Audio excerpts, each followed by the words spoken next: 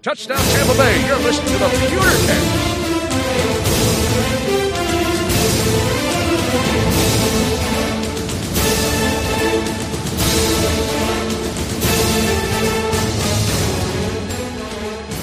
Welcome to the PewterCast. This is our third episode of our off-season. Don't even have titles for these. We're just rolling episode by episode. But back in with it with you guys here with our off-season episodes. I am Brent Allen, your host, joined as always by my co-host Ren. Ren, how are we doing tonight, buddy? Good, man. Good. It's some things have happened since the hiring of Bruce Arians, so we need to chime in on what's going on. Yeah, we've got some stuff we were talking earlier. This was going to kind of be a little bit like a Buck in the News show, but I was thinking just before we were going on here, for the real diehards, the long-time PewterCast listeners, there's actually another segment we used to do called Fan to Fan, and this might be a little bit more like that. This is that, sitting across the table sharing a beer with somebody, just, what are the things you talk about? That might be a little bit more of what this episode's like. So lots of stuff definitely to get into. So let's waste no more time and get right into it.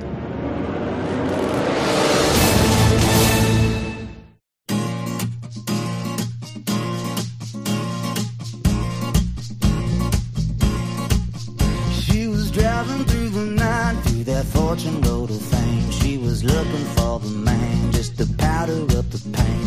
And the power of the sun never caught her weary sand. She was looking for the man with the gun and the hat, drinking whiskey in the rain. And we're back. This is our off-season episode number 3, kind of a fan-to-fan type episode. We're two guys sitting in a bar having a beer, talking about stuff that's happened around our favorite team here, and football in general, our favorite sport. So, Ren, I'll kick it off. This past weekend, we had a couple of big games in football, not really having anything to do with the Buccaneers. The AFC Championship and the NFC Championship, both of them went to overtime. Let's talk. Well, are we going Dutch, or is somebody paying for the tab here at the bar? Our beloved patrons actually are taking care of this one. We'll charge this to that account. Thank you to everyone who is a patron. You can find out how to be a patron at patreon.com/thepewtercast. Yes, overtime. There seems to be a huge, well, it's over now, but a resurgence in the overtime rules are not fair. Now, I've heard that there was a point made on the Dan Patrick show that the reason everyone's so upset about it is because it was the Patriots that won, and that if it's probably a good point. yeah, it really is. If the Kansas City Chiefs would have got the ball and drove down and scored a touchdown, I don't think anyone would be complaining about it, except for Patriots fans. Yeah, but no one would care. Right? Everyone would just say, "Shut up!" Right. You've been to the Super everyone Bowl just would have 11 said, out of the last 12 times. Shut up. Right. Yeah, everyone said, "Well, it's your defense's job to get them off the field. You didn't do it. Fair is fair. Them the rules. Suck it." And that's what Patriots fans are saying to Chiefs fans and all the other fans that are out there saying that it's unfair. Now, the only reason I think it's unfair is because Chiefs were the home team, and I think as the home team, and you've worked for it all year long, I think that would be a great advantage in overtime in a playoff game. Is if you're the home team, that there shouldn't be a coin flip. You should just get the ball first. Keep the rules exactly the same as the way they are. Just if it's overtime and it's a playoff game, home team gets the ball. Now, the only thing where snafu comes into that is we saw it this year. Like the Chargers went something like, what did they go, like 12-4, and they had to play. They didn't get a home playoff game. They had to play a wild card, and they had to go play on the road. So there's some thinking into that where, so the Chargers played all year and went 12-4 and have to go play in someone's stadium who went like 11-5,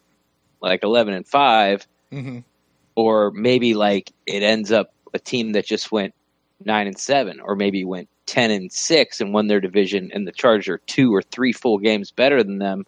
Why should that home team get the ball? because if you're playing for home field advantage, but the Chargers are actually, have a better record, then I can sort of see how people would have a snafu with that. But, and I agree, what I would like to do ultimately is that the team with the better record should always get home field advantage. Now, I know that's sort of gets into the unfair, well, we win our division, we should get a home game. I understand that. And then, from a team like a Chargers do, well, we have 2 more wins than you do. It should be at our place, and I understand that. I just don't. I just feel that whoever wins the most games should have the home field. I know that would upset some of the fans, and also then you start to bring in, we had a harder schedule. Like our overall schedule was harder than their schedule. We did win our division. We get a home game. So for my fix the overtime thing to work, it should maybe it should just be in the championship game or divisional games. Well, so I was going to ask you. I mean, because I was having this thought while watching the game, like they each get a home field. Somebody's got a home field advantage, except for when we go to the Super Bowl. Nobody has a home field advantage unless you happen to get into a Super Bowl that your stadium was going to host anyway, right? Like, which I think never happened. Which almost never. It's never happened. But hey, listen, Super Bowl's coming to Tampa in 2020? I want to say next year, right? Don't know. It's coming soon. Like Tampa was chosen. It's next year or the year after. If our beloved Buccaneers happen to make it in, there's that. But at least for the championship games and maybe even for playoffs, what if there was no home field advantages? Like they set the schedule and each team just had to go play playoff games. The playoff games were not played at a home field, so to speak. I think it's a terrible idea. Does that include the championship games as well? Like the conference championship games as well? Yeah, I think that's a terrible idea. I mean, I as a fan, as you pay for season tickets, sure, that's sort of like your pot of gold at the end of the rainbow is to be able to go to a home playoff game. Sure. If you're lucky enough, you get to go to 2. So I think, there's really nothing like an NFL stadium at a home playoff game. Right. There's really not. I don't know. I've never been to one. But I'm saying it's like, and the other, we'll say the other big 3 sports like hockey, basketball, and baseball. Like there's not as many people. Mm-hmm. So it's. I think that's an experience you don't want to take away from the fans. I just feel like that when you get to a point where you're watching that Patriots Kansas City game and you just knew whoever was going to get the coin toss was probably going to go punch it in and score a touchdown. Right. I mean, right. They put up 38 points in the fourth quarter between the 2 teams. I mean, it was kind of like the last year's Super Bowl. The Eagles Patriots. Once they figured each other out, nobody could stop one another. Mm-hmm. Who's going to have the ball left? Now I don't want to say the Eagles got lucky, but they forced hit the ball out of Tom Brady's hands, and that ended up being changing the whole entire game and switching the momentum back to the Eagles. But if Tom Brady had like another 40 seconds, a minute and a half, like he would have went down and scored, and the Patriots would have been the champs. So when you get to that point with the teams that are that good, and instead of doing something silly like, okay, if you score a touchdown to the other team, then it becomes sudden death for one other team. I think you should give the home team, if it goes to overtime in a playoff game, the home team should just get the ball first. And if they score a touchdown, game's over, because that's what they've worked for throughout the entire season. Now, if a situation comes up like I did with the Chargers, where they had to play 2 road games, instead of switching it up to what I was saying, like, well, the Chargers should get to play a home game because they have a better record, it's just going to have to be, I'm sorry. You could just say, well, yeah, you're 2 games better than that team, but to get a home playoff game, you have to win your division, and you didn't do that. Mm-hmm. And that's just the breaks. And it doesn't really happen a lot. It's usually like only one team a year on both NFC, AFC side that has to have a better record and go on the road. Mm-hmm. And then that game has to go into overtime. So the amount of times that's going to come up, I don't think it's really going to be a difference. And if you know the rule going in, then you just have to accept the rules. So I think you just keep the overtime rules exactly the same, except in overtime, in the playoffs, the home team gets the ball first, and that's it. And then, it'll settle the score. Because if Kansas City got the ball, went down and scored, as a Patriots fan, if you're like, that's unfair, well, nobody likes you, so shut up. Well, no, yes. Well, yes, of course. But that's why you play 16 games in the regular season, to be able to put yourself in that spot. Right. If that arises. Right. And you didn't, and you lost. Yeah. Now, I hear what you're saying. Mm-hmm. I think if you're going to have that rule, that shouldn't just be for the playoffs. That just needs to be the overtime rule. If you go to overtime, you're the home field advantage. You get the ball. Now, the other way to do that is if you don't want to go that far, and I also think that this should be whether it's the playoffs or the regular season. I don't think those rules should change. That's my own personal opinion, but I do think that the home team, and I think it should be this way anyway. The home team should be the team that gets to call the coin toss, not the visiting team. I think that's part of a home field advantage. Like if you're not going to do what you're suggesting by just giving them the ball, to at least let the home team be the one that calls the shot. The other team doesn't get to do it just to be gentlemen because they're the visiting team. Yeah, I'm not really interested in being a gentleman. I'm interested in winning. Right. Yeah, sort of leave it in their own hands. I don't want to change it for the regular season because you get 8 home games, there's 8 away games. You don't earn those. I see what you're saying. I don't think it's not fair, and I'll even put it as a Bucs perspective. It's not fair to the Panthers. The Bucs and Panthers in Ray J play to a 20-20 tie. It's not fair to the Panthers.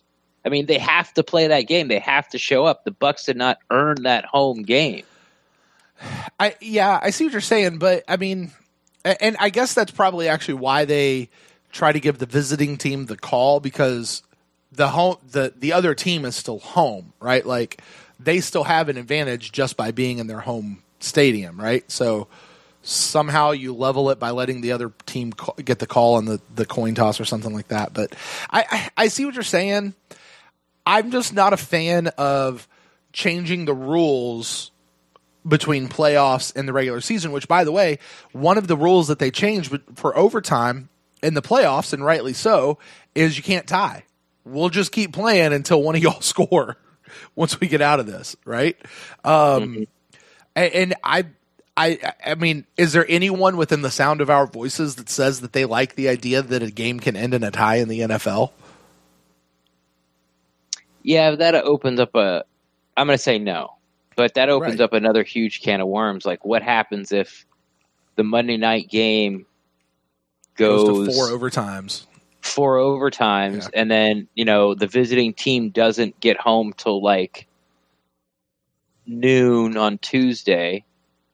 Then then they're already missing a day, and then say they got to travel, and then they have an away game. Well, look, Ren, here's what we know. The NFL doesn't give a shit about the players because they do Thursday night games.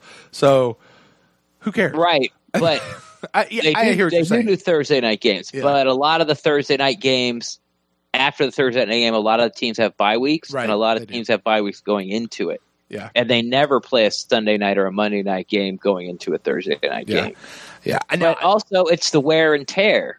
Yeah. I mean, so say we're in say they change the overtime rules so you have to score during the regular season. Like, regular season can end in a tie. Mm-hmm. Okay, you're in the 3rd overtime, and Jameis blows out his knee. I mean, how pissed are you going to be at a fan? It's like week 3, 3rd overtime, playing we'll use last year's. We're playing the Steelers, and Jameis blows out his knee, and then you really have no backup, and like this was your season, and it's like, well, if it was the old overtime rules, which everyone was sort of fine with, it's the wear and the tear on the players is really what I think people would at least give the excuse of why they don't want to extend overtime until somebody scores during the regular season. I can see that. I really can, but that's when I kind of go back to that. I mean, those are really the extreme what ifs, right? Like, that's not even when you. Well, first of all, going to overtime is rare. Cleveland Browns had like 4 overtime games last year. But it's the Browns. It's weird stuff happens with them, right? Like, but to that point, one of them was a tie, or was 2 of them a tie? I don't know. I don't fully remember. I know at least one of them was. But one of them was a tie. So theoretically, they could still be playing. They could have gone to it, right? Like today, they could still be playing. Okay, right so here's my question. I think the bigger question about overtime rules is, should each side get a possession, or should it just be full on sudden death? Like, there's this weird, each team gets a possession except for if the first team scores a touchdown. And then if they score a touchdown, then it's over. But otherwise, everybody gets a possession. Like, should it either just be both teams get a possession, or it's sudden death, or, because I don't like this. If you score a touchdown, it's over. Like, I think it should just be one or the other. Be sudden death. Be each team gets a possession. But not this thing they have. So you're saying just keep the rules exactly the way they are. Just if the team gets the ball and scores like the Patriots did, the Chiefs would still get a possession to try to go back and tie. Right. It's either each team gets a possession. And if they do, what happens if they do go down and score a touchdown and tie it? Then it goes to sudden death. The next score wins? Yeah, next score wins. I think it goes to sudden death. Or, I mean, I don't like this one, but there's you basically play a full 15-minute quarter, and whoever's winning at the end. Yeah, who's ever winning at the end wins. And then maybe if you have to go to a second overtime, that truly is a sudden death. Like, there's so many different ways to do it. I get what you're saying about the wear and tear, and I mean, honestly, as a fan, at some point you just need the game to be over because you're ready to go home. Some of us got a podcast to get to, but I don't know. I hear what you're saying about the home team gets the thing, but I would much rather either just see them say, hey, it's either sudden death or each side gets a possession, and then you go to sudden death. I think that would be a more fair overtime thing. I don't like this. You score a touchdown and you get it. If not, then the other side gets the ball back. Like, it's just convoluted. I get it after this many years, but anyway. But hey, listen, talking about those AFC games or those championship games. Boy, what a weekend for some good football. Yeah. I mean, you really can't make fun of anybody if they lost both of those games. Right. If someone picked the Saints and the Chiefs to win those games, like, you can't say they were bad picks. I mean, right. They both went to overtime, for God's sakes. Yeah. It was the 3 best teams in the Patriots, who have been the best team since Jesus. Like, I feel like, how long have they been like the best team in the NFL? The Patriots? Yeah. I mean, like 2001? 15 years now, it feels like. So, or one of the best teams, I should say, to be more fair. So, yeah, you had it would have been like a college football playoff with 3 undefeated teams, and then like Alabama, like a 2-loss Alabama. You know, it was just well, Alabama deserved to be there. Well, they win it every year, so they do deserve to be there, and they're probably going to win it, just like the Patriots are probably going to win it. But yeah, it was entertaining football when you sort of get to that level of teams that are stacked with that much talent, and those coaching staffs. I mean, Belichick, Reed, McVay, and Sean Payton. I mean, come on, man. Name somebody who's better than one of those guys. Never mind. Name a, like seriously, like name a head coach that's better than one of those guys. Like you could be like, well, Eddie Reed's better than Sean Payton, but take those four and go knock one of those out and put somebody in. Okay. Oh, I mean, okay. So who? It wouldn't be Pete Carroll, not anymore. Well, he's right. good. That's he's an good. argument. You could make that argument, but I don't think that his recent teams would put him in the top 4. I'm going around the league real quick. I don't think there's anybody. I just don't. Yeah, I mean, these were the 4 best teams, and like you said, it was fun to watch. Made some really good football. And as a Bucs fan, watching some of those teams, you'd go, man, we got a long way to go. It really does. I mean, it was like, oh, this is really good football. Like, wow. There's no moral victories at the end of this particular one. But okay, so real quick, just because it's the big thing, and we're going to move on and get off of this.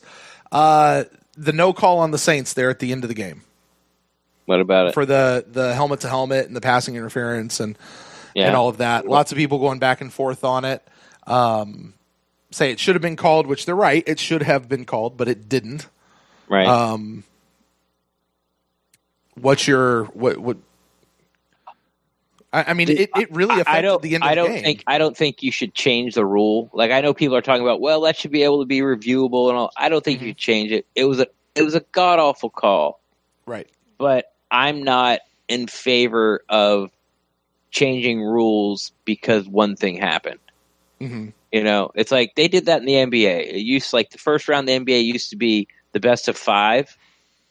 Mm-hmm. And then one year a really good Lakers team lost in the first round. And they're like, okay, we can't have that.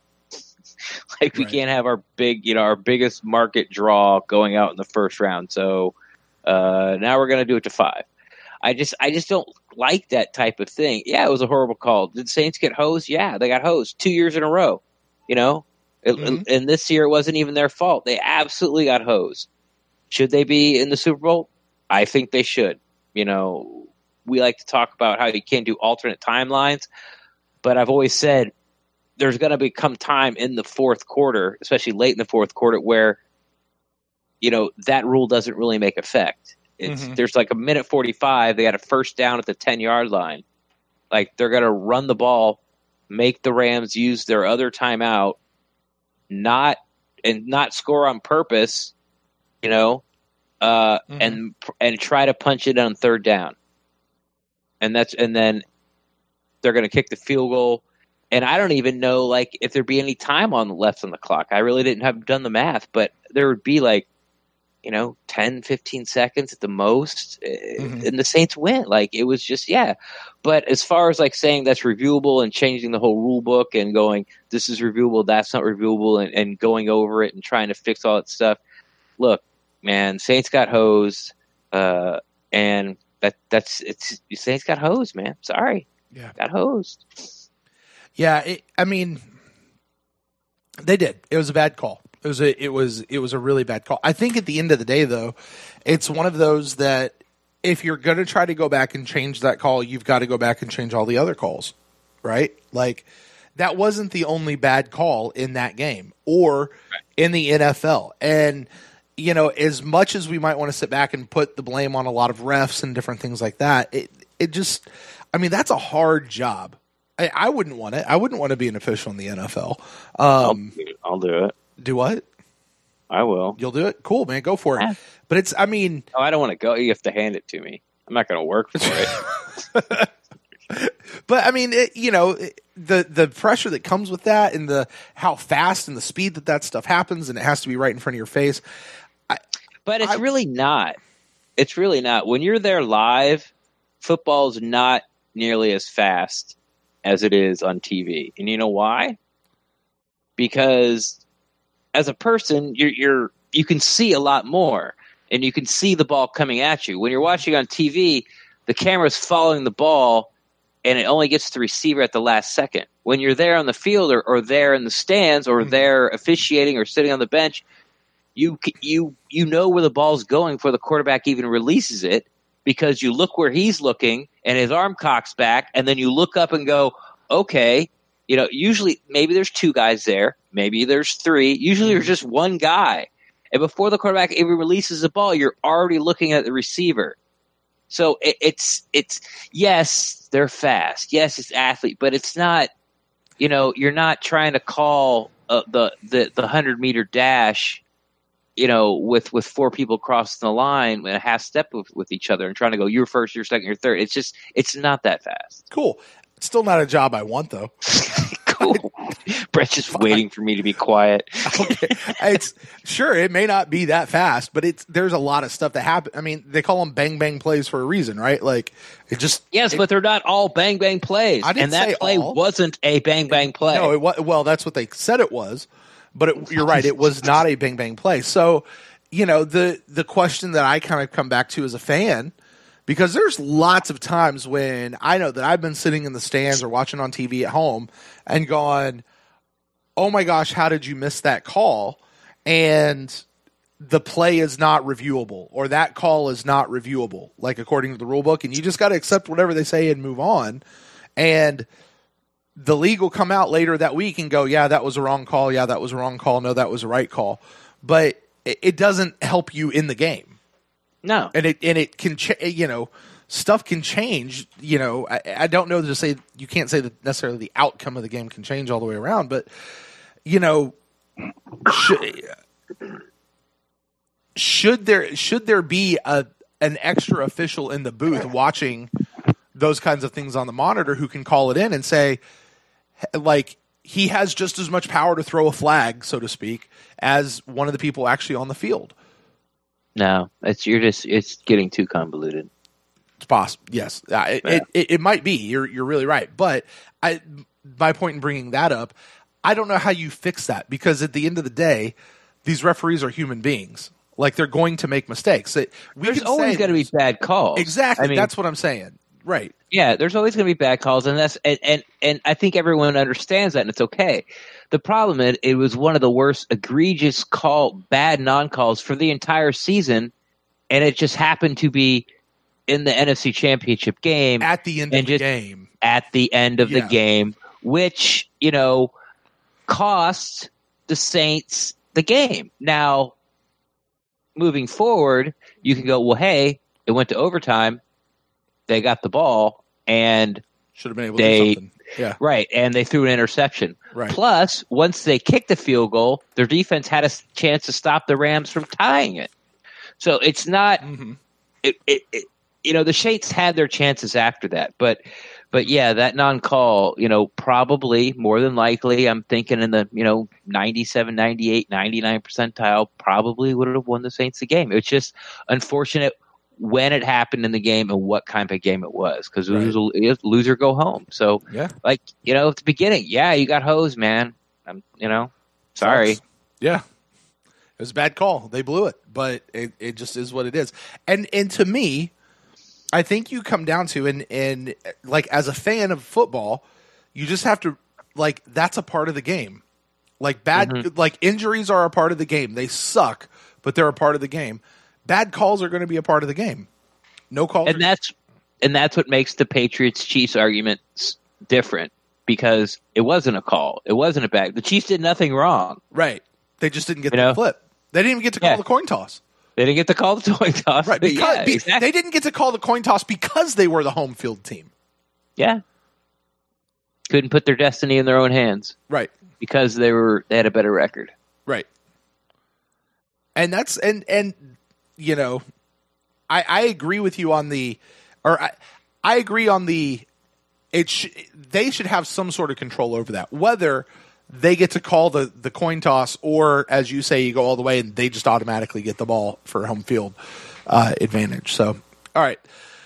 Hell of football. We got Pro Bowl coming up this weekend, Senior Bowl. We got the Super Bowl. Real quick, who you picking in the Super Bowl? Pates or the Patriots?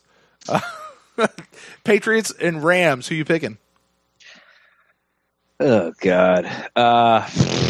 This is a little early for me to pick. Yeah. Here's what I think. Look, I think the Patriots offense isn't what it has been in years past where they've won the Super Bowl. Mm-hmm. I think their defense is a little better than in recent years. I mean, the early Patriots, like Super Bowls 1, 2, and 3 with Brady at the helm, their defense won them those Super Bowls. You know, now it's the whole power, or I guess as the power of the team has shifted to like we have to outscore people, and even with Brady not getting touched that whole entire Chiefs game, he still had some bad throws and almost lost, and did lose the game on an interception. But thank you, D Ford, for lining up offsides.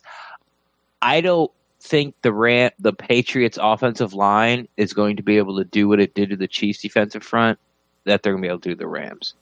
I think Aaron Donald is going to be in Drew Brees in what's that guy's name? Never heard of him.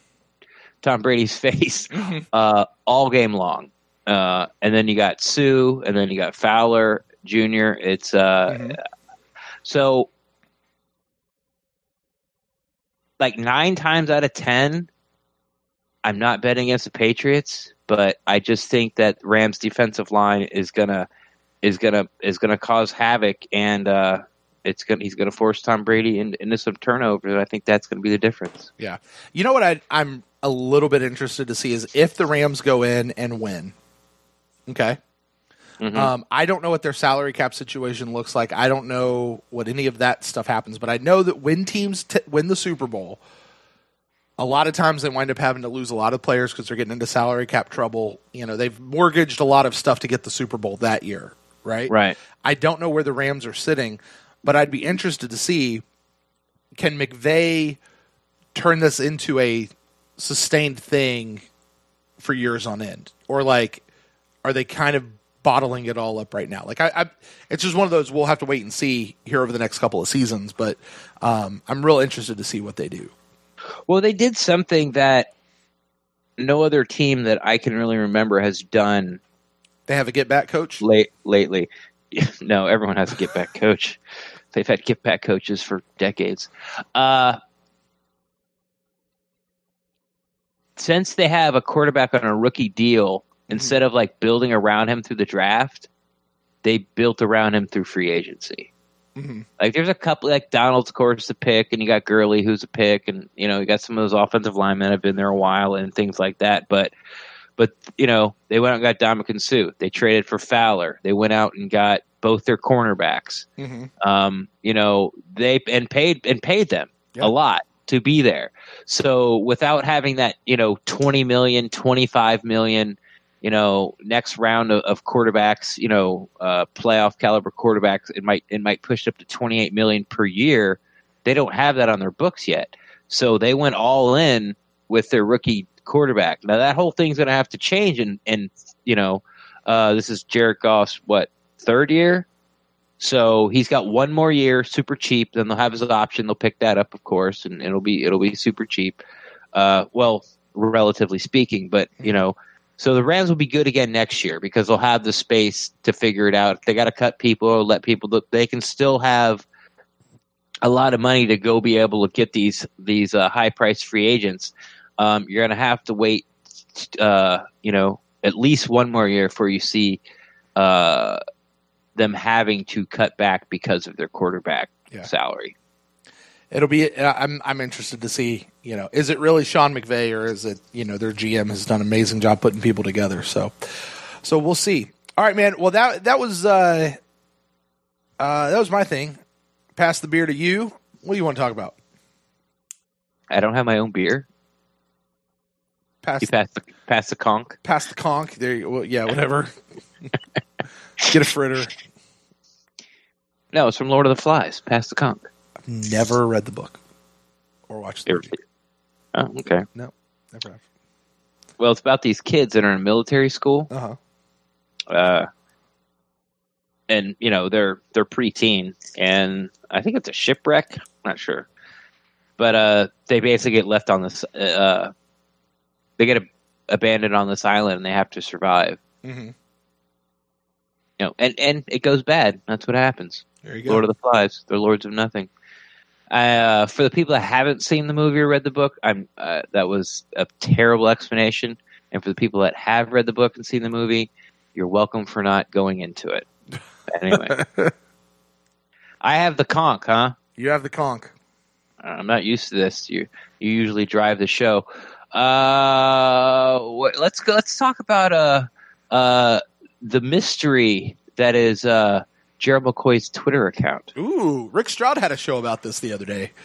He's talked about it on 2 shows. Has it done 2? I've only heard the 1, so I've got to still catch up on that. So, yeah, Gerald McCoy, he's put out some tweets later. I got them pulled up here. Let me go back. He's had at least 3 of them that have come out. It have been all like cryptic. Fortune cookie philosophy. Yeah. So here, let me go ahead and read. This one says, a lot of people resist transition and therefore never allow themselves to enjoy who they are. Embrace the change, no matter what it is. Once you do, you can learn about the new world you're in and take advantage of it. Then he says, 4-3-3-4-5-2, nose guard, 3 tech, DN, doesn't matter either. You play football or you can't. Period. And then he says, when you come out of the storm, you won't be the same person you were when you walked in. That's what the storm is all about. Don't wait for the storm to pass. Learn to dance in the rain. And then the most recent one, which came out yesterday, embrace change, even when the change slaps you in the face. A ship is safe in port. Is he reading a book? But that's what a ship is not. What? You ruined my Japheth. A ship is safe in port, but that's not what a ship is made for. Is he reading a book? He's going to church. He's doing something. I don't know. It's just classic Gerald McCoy, man. Just classic Gerald McCoy. I don't know. Like when the first one came out, I actually put a tweet and quoted it and said, let the wild speculation begin. Like my guess is he went from Spectrum cable to WoW cable, because it could be anything. He could have changed toothbrushes. He could have picked a different church, and it could have been about the Buccaneers and his future. It could have been about everything. And those are little things that irritate me about Gerald McCoy, because after he's done it, after about like the 4th time, like you mentioned, Rick Stroud finally said, that's enough. Like he said in his podcast, he's like, all right, that's it. He's like, I'm going to call him. Right. And when he called him, Gerald McCoy acted like, it's what he always does. He climbs up on his cross, oh, why are you calling me? Like, it never gave him a straight answer. Why are you calling me? Like, no, I don't know anything about what's going on with the Buccaneers. Have you heard anything? And and Gerald knows damn well why Rick Stroud is calling him. Right. You're calling him because you're putting those bullcrap tweets out, and then when you call him on his crap, he just like, what? What do you mean? What? How could you be even saying this to me? Like, oh my God! It's just freaking Gerald McCoy, man. Like, just. For the folks who are not watching the video feed at home, which is nobody, right? It's just me. So let me explain this, because we're an audio podcast, not a video podcast. Ren literally had his arms out in the sign of a cross as he's talking about all this. What? Wow, how dare you? Like, why? How did you get my number? Oh, interrupting my day. So I'll be honest. He doesn't talk like that, by the way. No, he doesn't. No, it's usually much more subdued. My thought when I saw these tweets, at least the first one, the one about resisting change and transition, my thought when I first saw that was, man, here we go. A lot of people are going to jump to the conclusion that this is automatically, he knows that he's going somewhere. Right. Like and a lot of people, it. Right. And a lot of people are going to jump to that. And my thought, and I think actually I saw it because your tweet that you had retweeted. And I was like, Ren's right. Well, first of all, I was like, I don't think that's what this is about. And my first thought was, I said, this is either a book he's reading or a sermon he's heard, and this was in the sermon, or because this was shortly after Bruce Arians got hired. He's met with Bruce Arians. He knows that there's a lot of change. He knows there's change coming to the team. And like, that's just his way of, the team is going to change. The Buccaneers is going to change how we do things. And he is going to embrace the change no matter what. Like, so whether they ask him to do something different or he could have just said, hey, I met with Bruce Arians today. Change is coming, but the future's bright. Sure. Like, why not say that? Because then you don't get people talking about you, and you don't get your name in the news, and you don't mean like we are right now. Yeah, exactly. Yeah, that's why he does it. That's why he takes his helmet off and waits till everyone else goes into the locker room to go down in the middle of the emblem at home games and kneel down and pray. And that's why he runs out of the tunnel. The only guy doesn't have his helmet on, so you can see his face on TV. That's why after we lost the Ravens game, which we needed to win, was like the last sliver of hope to going to the playoffs. As soon as the clock hits 000, what do you see? Gerald McCoy running off the Buccaneers sidelines to go give Lamar Jackson a hug without his helmet so you could see who he is. It's the same crap. Look at me, look at me, look at me. And that's fine. I don't like it. I think he's a good player. I want him on the team. You know, I'm not super happy as a locker room guy about him. Like, I'm really not, but I'm not in there, so I can't really formulate a concrete opinion that I like to say. But, you know, I think I wish he was, you know, would hold more people accountable or hold himself more accountable. You know, this is something that's coming, hopefully, but it's the same crap.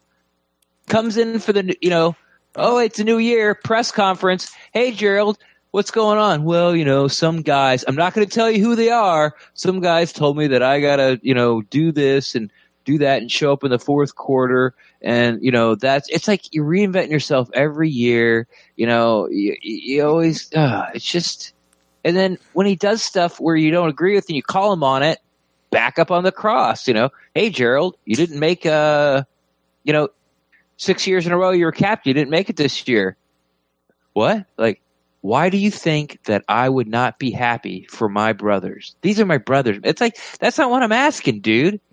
I'm asking, how do you feel? Like, you didn't make the like, I can't believe you're asking me that I would be upset that my brothers in arms, we go to war, that I wouldn't be happy for them. And it's just like, come on, dude. It's like, you know, it's not what I'm asking. I don't know. He's so complex to me. Well, he's not complex. He's just, it's like, I like him and I don't like him. And I'm getting to the point as a Buccaneers fan where I just want him to go away because I'm just tired of the crap. You're Dalvin cooking him, huh? What does that mean? That's yeah. We just want him gone so you can be done with it. Like, please just draft Dalvin Cook so we can quit talking about him. Right. That was from 2 years ago, the draft. Yeah, I'm just like, right. I don't know, but we talked about that. You know what I think, honestly, Ren? Over the last year and a half that we've been talking about Gerald McCoy, right? I think that, and you tell me if I'm wrong, I think that there are things that he has done and things that he has done that piss you off or just annoy you and really annoy you. And so it's gotten to the point where just about everything that he does is going to annoy you, like, period. So, but it's always been like that. But it's always going to be like that. But like everything about him is going to annoy you. No. Like, you may like him as a player, but everything personally that he does that gets put out there, you know, it's not necessarily true. You don't think so? Okay. But no, well, I mean, I don't get annoyed when he does his Gerald McCoy Christmas. Like, I'm not a monster, Brent. You just don't like it when they take pictures of it while he's doing it. No, I don't mind that either. It's just, but yeah, there are a lot of things that annoy me about him. Yeah. And the best way you could sum it up is sort of the look at me. Like, I feel he has this look at me attitude where, you know, he's always working on his image, you know, and it's just, I don't know. Hey, did you listen to that thing I told you to the other day? What's that? Did you listen to that bit? Oh yeah, and Bucs Uncensored? That's no big surprise. I mean, no, but but it's a story that somewhat corroborates what you. If you guys missed it, Justin Pulowski on the Bucs Uncensored podcast earlier this week, I want to say Monday, maybe Tuesday, had a bit where he talked about his time as a member of the media in the locker room when Gerald was brand new to the league, and an interaction that he had with Gerald that basically kind of lends a little bit of credence to what Ren has always been saying. So you guys go check that out. But here's, as I look at this, and I tend to try to look for the more, I try not to assign motives to people for why they do stuff. Just try to figure out what's going on. And here's what occurs to me as I look at this body of what's going on here. Gerald knows that change is coming, or that it's very, very likely, right? So if I'm Gerald, and I know a lot of people who are like Gerald, and in some ways I might be kind of, that when you know stuff's happening, you do start reading books about it, or you start listening to podcasts, or listening to speeches, or listening to various things, that inspirational things. And when you come across a line that jumps out to you or sticks out to you, a lot of times you tweet those lines. Like, it's not your own, especially this last one, he actually put in quotation marks. He didn't put any of the rest of these in quotation marks. But they're very flowery language. When you come out of the storm, you won't be the same person you were when you walked in. Learn to dance in the rain. Like, I don't think Gerald McCoy's a poet. Like, that's very, like, I feel like he had to have probably got that from a book. Same. A lot of people resist change and never allow themselves to enjoy who they are. Embrace the change. Like, that doesn't sound like him. Like, that's right, from a book. But he knows that in the interview when they introduced Bruce Arians, they asked Jason Light about McCoy's future, and he was non-committal. They asked Bruce Arians about it, non-committal. And Gerald McCoy saw people saying he's non-committal. So now he's tweeting these vague things about change. It's the same freaking crap. And then when you call him on it, he goes, "What are you talking about?" It's just because he's a millennial, and that's what millennials do. You know what? You know what he is? He's an F. That's what he is.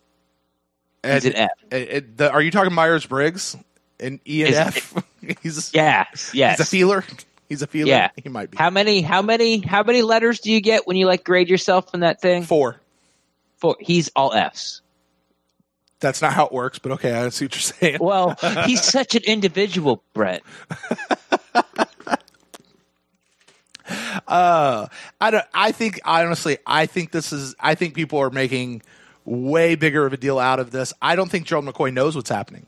I think Gerald, like all of us, I think Gerald McCoy, like all of us, sees the writing on the wall. He knows what's coming down the pipe, but I doubt that there has been any official word from the Buccaneers or from his agent or from any of these people about what's so he doesn't know any more than we do. He just knows because he's not a stupid guy. No. I think he's probably also reading a book or listening to somebody, and he's quoting this stuff and putting it out there. I think it's nothing more than that. I don't think this is him putting stuff out there saying that was Rick Stroud was saying, right? Like, is he putting this out there because he knows something we don't know? I don't think it's that at all. I think he called him and asked him that. Right. And what Gerald say? Why are you calling me? Yeah. Right? Leave me alone. It's the off season. Right. Why are you calling me? No, I don't know anything. Do you know anything? It's like, I don't know. Right. It's just him being him. Like you know what? You want to chalk it up to he's reading books and putting it out there. Okay, that's fine. You do that.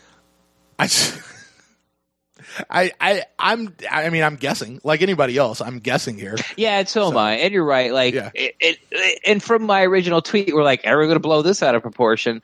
And I am blowing out of proportion, but it's just another because everything he does annoys you now. Death by paper cuts, man. Like, I'm trying to be on your side, but you're such a sniveling twit with 4 Fs. I'm done. Just move on. Jesus. Dalvin Cookham. All right. Let's move on.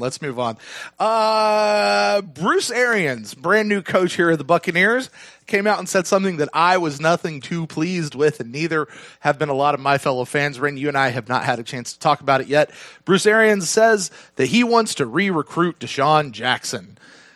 Now, Deshaun Jackson's still under contract. There ain't no recruiting you have to do with this man. Like, he's either playing. I mean, unless they trade him or cut him, he's playing for the Bucs next year. Or he ain't playing.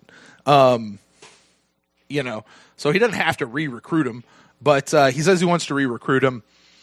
Deshaun Jackson himself has put out a few of his own little tweets and Instagrams, basically saying damage is done. We ain't going backwards. So. What do you think? What do you think about old Brucey saying he has to re-recruit Deshaun Jackson? Because I got to be honest, I don't even want Deshaun Jackson here next year. I found it a little surprising when the first time Bruce Arians opened his mouth, and almost every time he opened his mouth since he was linked as the Bucs coach and became the Bucs coach, I should say, was Winston's our guy, Winston's our guy, Winston's our guy, Winston's our guy. And then you go out and say you're trying to bring back the guy that everybody knows, but like no one's, it's not on the record, but everyone like is pretty sure, you know, if I held a gun to your head, hey, Brent, does Deshaun Jackson like Jameis Winston? No. Okay. Exactly. No. So why are you going, Winston's our guy, Winston's our guy, it's all about Winston, he can win the Super Bowl, Winston, Winston, Winston, and then go out of your way to go, hey, Deshaun, won't you know that guy you don't like? The one you openly like campaign for not to get his job back, then later you try to get traded for? Right. You know that guy? Why don't you come back and play for him and me? Good. How about that? It's just weird. It's just weird, and I'm with you, and I'm probably pretty sure in the 90 percentile of Buck fans that, you know, it's talk about moving on. It's just time to move on with him too. I'm in a moving on type of mood tonight. It's just, you know, we've said it so many times. Look, it's not Jameis's fault. It's not Sean's fault. You guys are both very good players. It's just not working out. You guys don't like each other, or maybe, you know, I don't know if Winston doesn't like Deshaun, but. And I really don't know if Deshaun is like witness, but it's just not working out. It's not working out. So that's it. Now, people have thrown the theory out there that they're trying to, you know, talk him up so you get trade value. I don't think that's going to work. Right. You know? Yeah, that's one of those that I sit back and I go, man, if that was a thing, like if we could figure that out, everybody else is going to figure that out. You know what I mean? So then you sort of take that off the table as a reason, and then you look back in your little bowl full of reasons why they're doing it, and there's nothing left. So why are you doing it? It's just really, you know, I think if Deshaun Jackson is with the team, he will get booed in training camp. It's possible. Like every time he touches the ball. Yeah. Like fans will boo him. Now that said, I will bring this one thing up, and I'm looking at it right now. Deshaun Jackson did put out an Instagram post January 4th, maybe it looks like, but it's a picture of him in his Bucs practice gear at the Buccaneers stadium saying, give me the rock, I want a ball, I can't wait, 2019.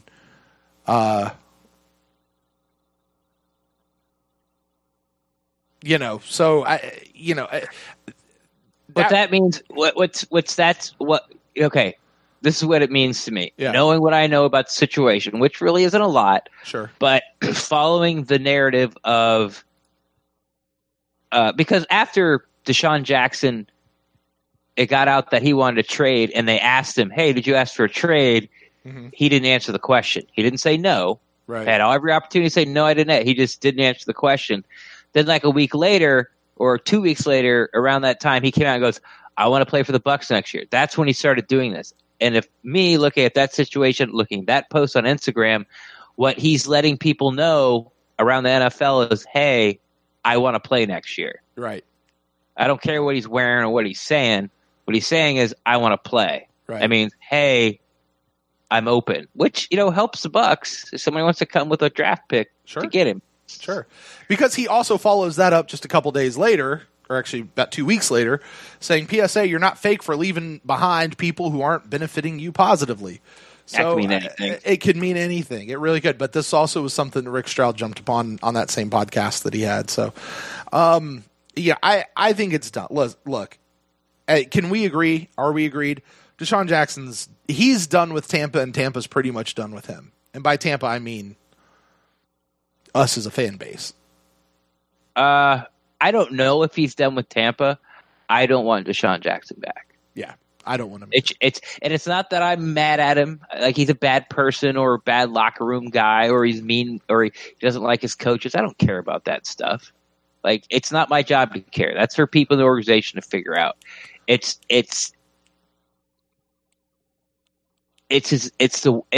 honestly it's his effort on the field when Jameis is throwing him the ball. I just don't think it's there. I just don't, and I don't think it's there. Not only on the deep passes, I don't think it's there. Last year it was on the slow passes. Now, I will say Jameis sometimes, in my opinion, throws the ball too soon. Almost, You'll see a couple times a game where the guy turns around, the ball's like on them already, right? And if it doesn't hit him in the chest, they got to make a really, really good catch to catch the ball. If he waited just another half beat before right. Throw it so early, it would have been a nice, easy catch. The guy still would have been just as open. Now, remember when they went back and it was something like they threw the ball to John Jackson 10 times and they only connected on 4, and Deshaun and Jameis and Cutter all went into a room and looked at it, and they came out and said, well, Deshaun Jackson beat his guy 10 out of 10 times. 3 of those times, Jameis threw the ball too early for Deshaun Jackson. Like, he comes out of his break, and it's down, like, near his shins, and he has no interest in trying to get that. Now, if Jameis would have thrown a half beat, later, he would have been turned around, already been set, and wouldn't have been able to go down and get it. But there's just something about Sean Jackson's game when he has to adjust quickly, he just doesn't do it. He's not interested in trying. I don't know if he can't do it. I don't know if he's afraid. He goes, well, that's how you roll an ankle or bust your knee up, and I'm not interested in that. We'll get him next play. I don't know. But what I'm saying is that Jameis Winston and Deshaun Jackson, they're oil and water on the football field. I don't care what they are off the football field. Right. They're oil and water, and he's $10 million, $11 million, and you get the same production out of somebody else. Yeah. Listen. A receiving core that consists of Mike Evans, Chris Godwin, and Adam Humphries, I'm fine with. I'm perfectly happy with that particular receiving core. So. And it actually would produce better numbers because there's not all those incompletes to one guy. Yeah. I mean, yeah. I mean, there may be something to be said for just not even having Deshaun Jackson on the field, and what that might do to the defenses. But I don't really care. So, all right. I mean, you got anything else about that? Because I'm kind of itching to get to this final topic, the big one that you said you wanted to talk to me about. You got anything else? Oh, no. Gerald McCoy, Deshaun Jackson, playoff. Yeah, playoff stuff. All right, Ren, well, you had a topic you told me about that you wanted to talk about, which raised my hackles, so to speak, because I've been thinking about this a little bit too. But, man, why don't you take us there, this big little topic you wanted to bring about as we were talking tonight? Yeah, I think we've all sort of been thinking about it. I'm going to go ahead and go on a limb there and speak for everybody in the universe. And I broke one of my rules of podcasting. I've been thinking about this, for probably about a week. And I didn't tweet about it. We haven't done a pod since then. And Ira Coffin's podcast came out today, and they were talking a little bit about it. And you were mad. You punched. I was mad. You punched a baby. I vague tweeted. There you go. Yeah, when you're walking through a storm, and just learn to dance in the rain, buddy. So, Ren's about to rain on this parade here. No, it's now that sort of the sheen has worn off this Bruce Arians hiring, and And there's so many good things about it, about his connection with Light and his connection with Jameis and the quarterback whisperer, and bringing in Todd Bowles. But there's some things that the Bruce Arians hire has me worried, and I guess one of the first places I'll start is with Byron Leftwich. Mm-hmm. This was a guy who basically Bruce Arians drug into NFL coaching, almost kicking and screaming. He didn't want to sort of do it.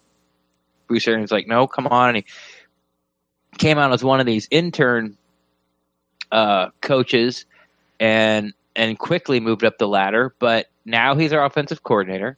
Bruce Arians has said many times he'll be calling the plays, and he has roughly about 8 games total experience of calling plays in the NFL. And I think that's something that should be talked about. Yeah. So, that's, I got to be honest with you. The last week or so, the question that's been rolling around in the back of my mind, and we've had a lot of stuff going on here at my house, and I haven't been able to keep up with all the press conferences and everything like that, because there always seems there'll be time later to catch it. But has been, all right, so we got Bruce Arians. That's the big bad daddy, right? That was the big fish, right? Mm-hmm. And then you start looking at this coaching staff that he's put together.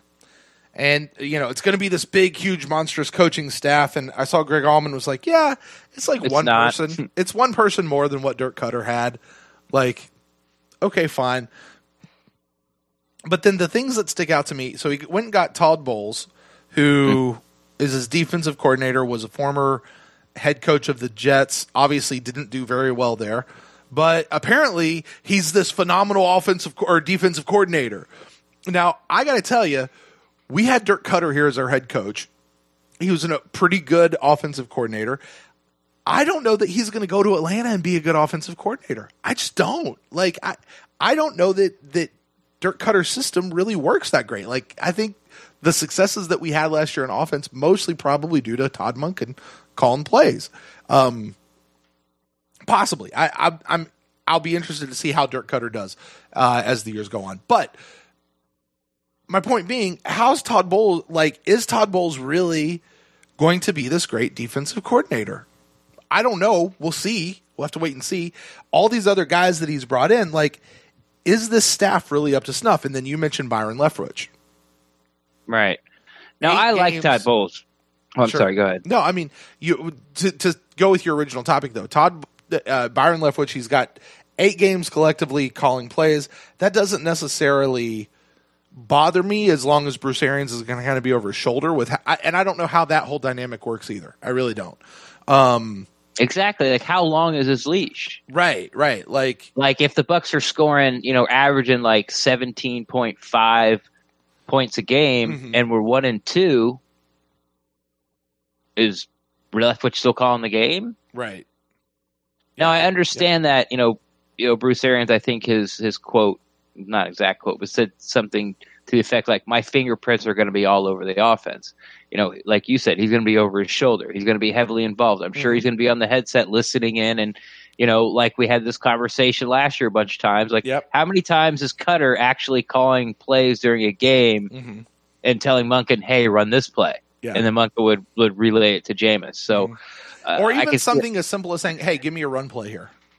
Yeah. Hey, Monken, give me a pass play here. Let's pass it to Deshaun here. Pick the play, but pass it to Deshaun or whatever. Yeah. Yeah. So, I mean, that's a mystery to me. Now, just to touch on Todd Bowles real quick, he was, if you go back and look at him with Arizona with Bruce Arians, Arizona had a very aggressive, very good defense. Now they had Calais Campbell, and I was going to say. What players was Todd Bowles playing with versus what he's playing with here in Tampa? Yeah, they had Peterson and Honey Badger and Calais Campbell and the guy that's still there now who's really good. I can't believe I'm forgetting who he is. But anyway, it's aggressive and fast, and I'm fine with the Bulls hire. But with everybody else, it's kind of like Dirk Cutter's staff, which ended up not being that good. Mm-hmm. It's somebody that he has with Dirk Cutter's staff. It was somebody that he had coached with previous somewhere. Mm-hmm. He had a ties to him. He had worked with that person before, all except Jay Hayes. But Jay Hayes and Marvin Lewis, who, Jay Hayes was under Marvin Lewis Cincinnati for like 11 years as defensive line coach, and Dirk Cutter, they've all known each other since college. Marvin Lewis and Jay Hayes have been childhood friends, and Dirk Cutter and Marvin Lewis were on the same college football team. And Jay Hayes played for the college football team, right up the road or right across the state or whatever. So that's where the familiarity of Jay Hayes came in. Now here comes in Bruce Arians, and it's the same thing. You're putting your offensive coordinator. Yeah, you trust the guy. Yeah, you know the guy. Yeah, everybody's on the same page day one. Mm-hmm. But are these really the best guys that were out there? Because every single person either played for Arians, coached with Arians, right.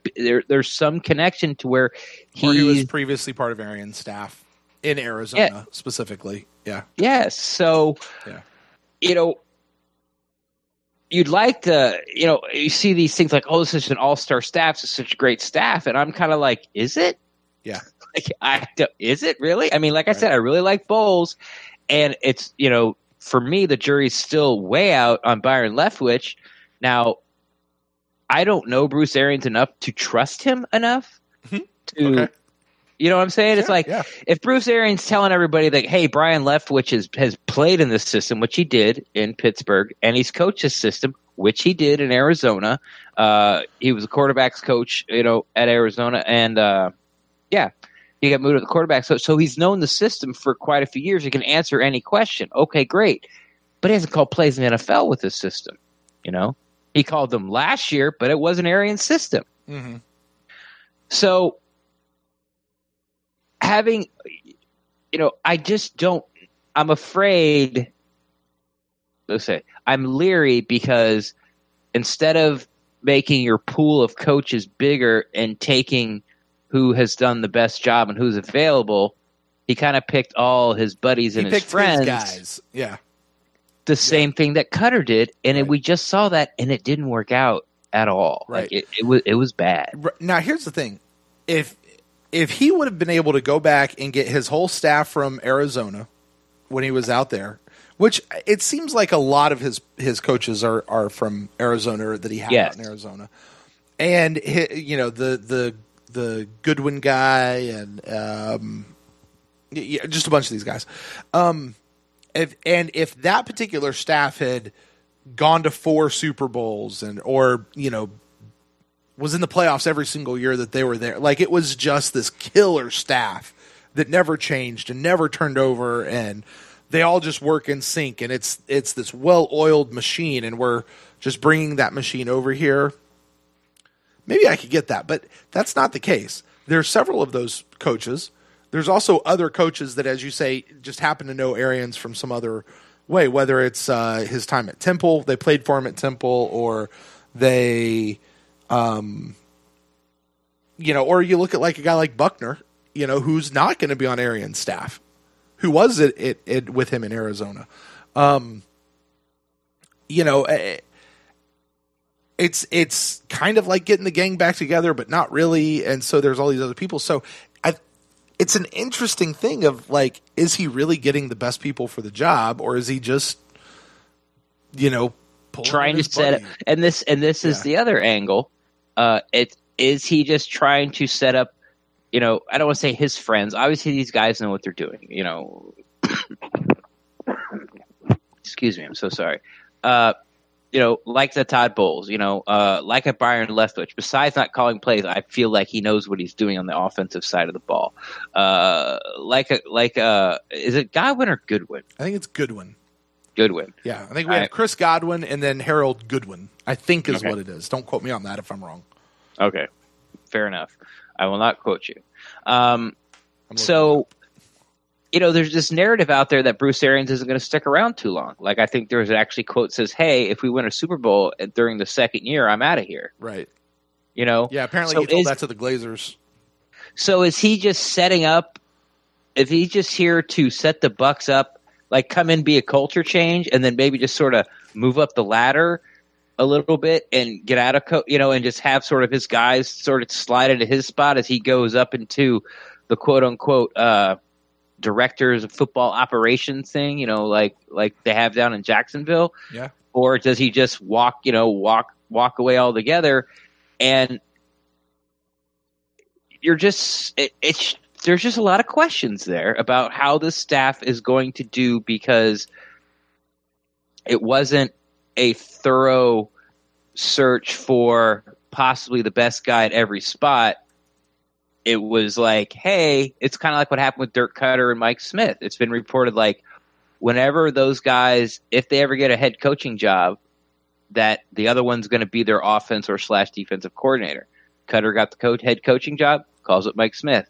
Is it the same thing with Arians, where it's like, it's like, yeah, I want to be in Tampa, but my coaches aren't there. A couple days later, Bowles gets fired from the Jets. Boom, pick up the phone.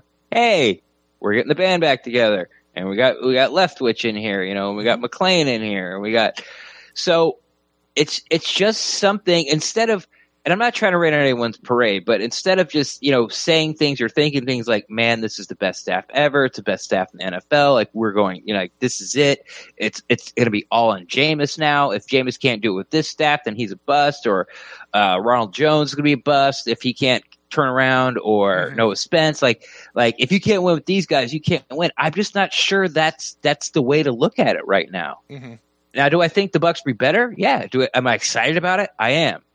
I'm really excited to let Bruce Arians get his hands on this team and this talent. Yeah. But I'm not like slam dunk, like we're going to go 8-8 minimum and we're going to make the playoffs. Like, I just don't know if these guys are as good as everyone thinks they are. And just because Bruce Arians puts a stamp of approval on it, as fans and as fringe media, I just don't think we should take it as face value. Bruce Arians like this guy, well, then he must be the best. Right. So I'm looking at Bruce Arians' record in Arizona, which is his only stop as a true head coach for any amount of time. He had an interim deal back in Indianapolis a while ago. And as I've often said, I'm a fan of the Buccaneers. I don't follow the teams, so I don't know the answer to this question. But as the reality is setting in, because I'm still going to sit there. We go into the ship. We go into the ship. We got Bruce Arians. No one knows what that means. Yes, they do, and they will, because I'm playing the clip in this episode. But they're still not going to know what it means. It's a movie called Hardball. Keanu Reeves. You guys go watch it. 2005, I think it came out. Anyway, his record is such, and this is cool. He went 10-6 his first year after the team went 5-11. Bruce Arians comes in, he takes the team, goes 10-6, then he goes 11-5, and then he goes 13-3. Mm-hmm. We'll take it. Any Bucs fan would take those 3 years, right? Yeah. The next year, after going 13-3, they went 7-8-1. Mm-hmm. The year after that, they went 8-8. Mm-hmm. So they went from a great team, playoff team, to middle NFC of the road championship team. NFC championship team. Almost got to the Super Bowl.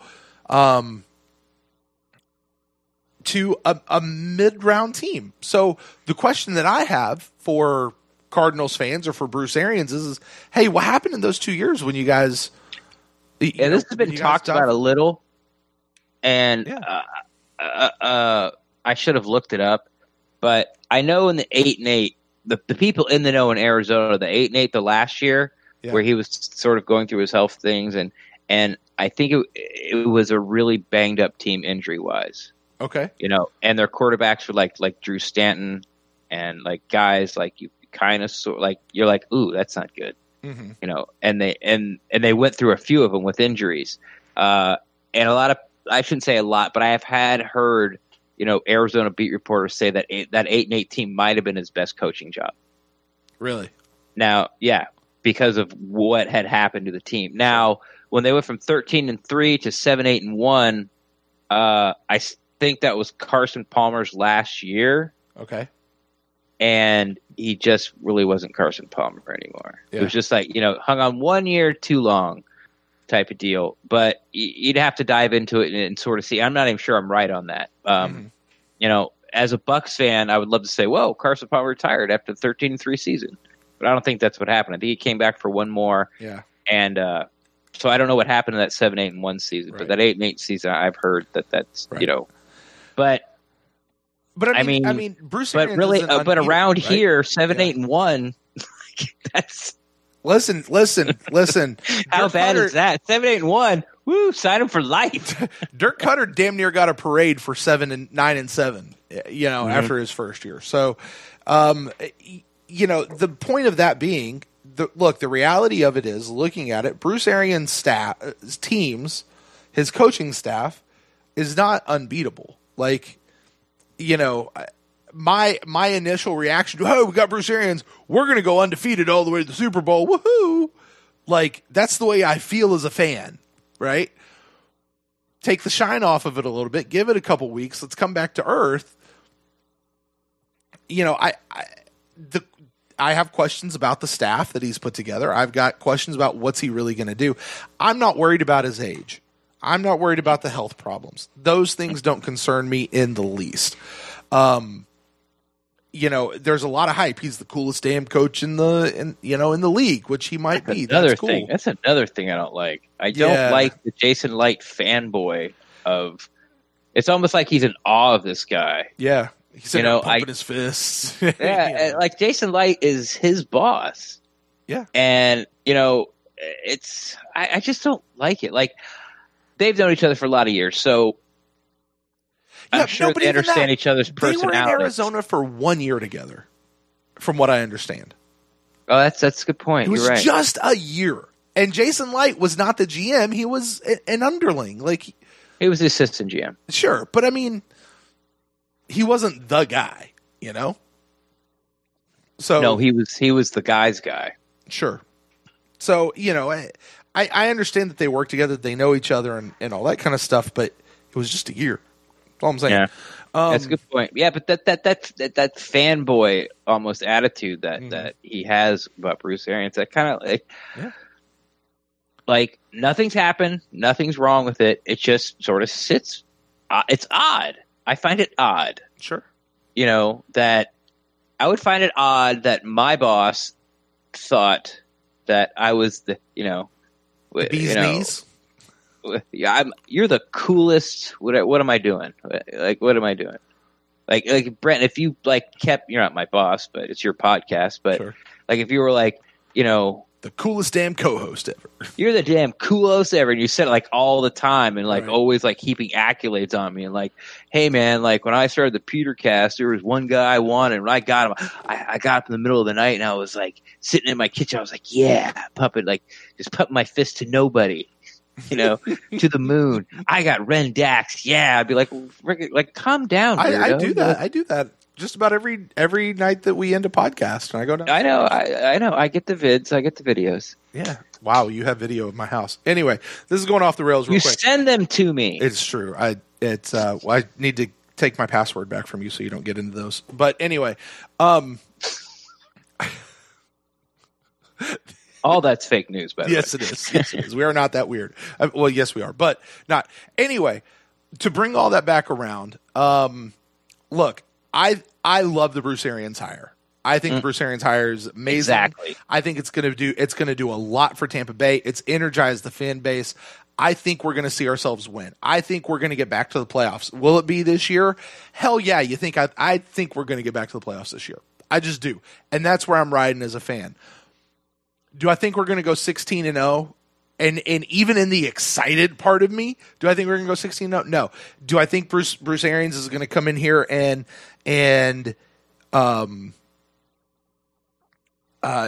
take us to the Super Bowl next year? Probably not. Maybe. I don't know. But I'm excited. I'm really excited for Bruce Arians. The rest of the coaching staff, I don't know. I need to get to know them. I need to see what they do. And honestly, I need to see the product that they're going to put out on the field. you know? And so I told this to you. I told this to some of the patrons that were in our hangout that we did earlier. My attitude regarding this coaching staff as a whole is the same attitude I had about our offseason acquisitions last year, which is a wait and see. And I've got to give us till several games into the season before maybe even a whole season with the coaching staff. Yeah, maybe even a whole season with the coaching staff before I go, yes, this is a great coaching staff. Or because, I mean, my God, what if we get to the end of year one and we're going to crown Todd Bowles the future head coach and pay him a 3-year salary to stay in Tampa and never go anywhere else, and then, you know. Sounds familiar. Yeah, doesn't it? So, anyway. All yeah, right, so, man. Yeah, it was just something I wanted to bring up, just sort of like pump the brakes a little. And like I said, I'm not trying to rain on anyone's parade or I just think that I just feel, as I see these things in social media, that and if you're a fan and you're a fan, and I'm a little more than that. I'm not trying to say I'm a member of the media and I have to not be biased, because I am. I'm hugely biased. I'm a Buccaneers fan, but I have to take a step back and look at these things logically, because, well, one, that's just my personality. And before we anoint these guys the greatest coaching staff in the NFL, let's wait, Ren, are you telling me that we can both be fans and provide and do logical analysis of what's going on with the team? Yeah, I know. That's possible? Like, we can do both at the same time? Wow. Well, sorry. You can only believe that depending on how old you are. Okay. If you're not a zennial or younger, you can't. Okay, anyway. Bringing in topics that we talked about off air. Hey, listen. All right. Ren, you got anything else, man? No, I think that's it. Was that it? I think that's it. So should we check Gerald McCoy's Twitter feed real quick? Make sure he hasn't sent out. I just did, and actually turns out he's in the gym working out. So when you come to the end of your rope, tie a knot and hang on. You tweet that out. Oh, the places you could go with that. All right, Ren. Yo. I think that's going to do it for this episode. Why don't you tell the folks out there where they can get in touch with you? Best place to find me is on Twitter at Rendax, REN_DAXT. I'm always down to talk Buccaneers football, but if you don't want to put your question out there in the Twitterverse and, still want to talk to me, you can slide in my DMs. They're always open. And we can talk Buccaneers football or anything else there as well, too. If you guys want to get in touch with me, you can find me at Brent Allen Live on Twitter and on Instagram. And the show, you can find it on Twitter at the PewterCast, on Facebook as well, at the PewterCast, and shoot us an email to thepewtercast@gmail.com. Well, guys, we'll be back with you real soon. I'm not really sure when. It's the off season. We're taking it easy. We'll close the show out as always. Go Bucs.